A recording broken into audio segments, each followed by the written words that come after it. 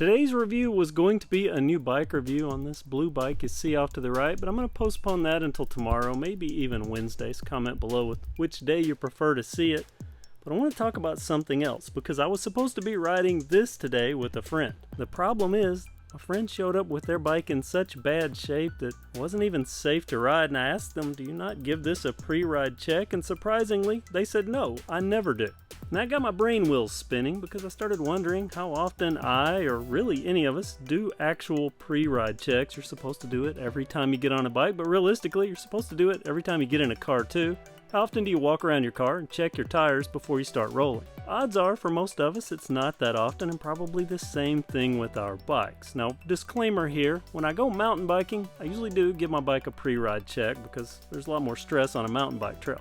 But on my commuter bikes, or bikes that just ride around the city, probably 9 times out of 10, I just hop on them and go.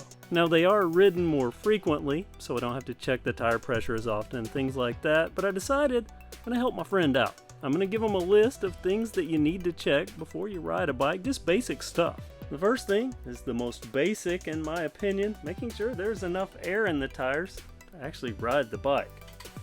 It's embarrassing, or it would be embarrassing to me, to show up at a ride and have a flat on my bike when I first get there. Next is checking to ensure that the handlebars are actually tight. I've made this mistake myself. I've been working on a bike, jumped out really quick to give it a ride, never tightened down the stem. It's a threadless headset like this, it's 2 bolts. Quill stems are even easier, a single bolt keeps everything tight.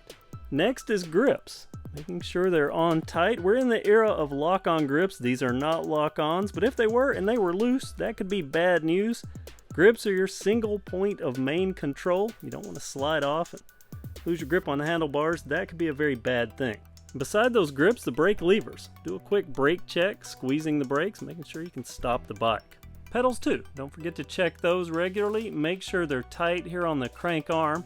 If that works loose, it can not only damage the crank arm, which can be expensive to replace, but also this is another main point of contact or control contact. All your weight on the pedal, if that works loose and slips out at an inopportune time, that could be another case of bad news. Here's another mistake I've made quite a few times myself, jumping on a bike without making sure that the wheel is firmly secured.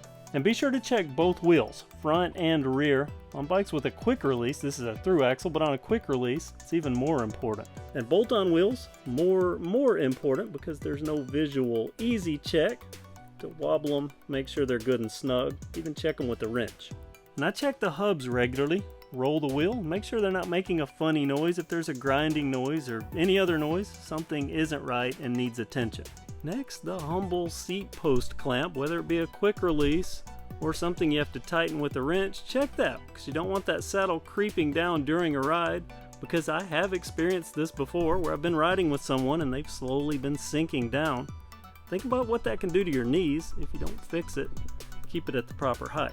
One of the last things I always check is my shifting. Make sure everything shifts out properly. Again, nobody's perfect, everyone makes mistakes, but I really don't want to be the person that ruins rides for others because I didn't check some basic stuff, and some people apparently just don't know they're supposed to check it. And there you have it, pre-ride checklist. Now drop a comment down in the comment section and let me know if you regularly do pre-ride checks, and if you do, if there's anything in your list that I didn't include in mine. As usual, thanks for watching. I hope you have a great day, and remember to tune in either tomorrow or Wednesday because I'm going to be publishing that new bike review. Not only is it something to see, but it's also going to be the springboard for a new series here on KevCentral.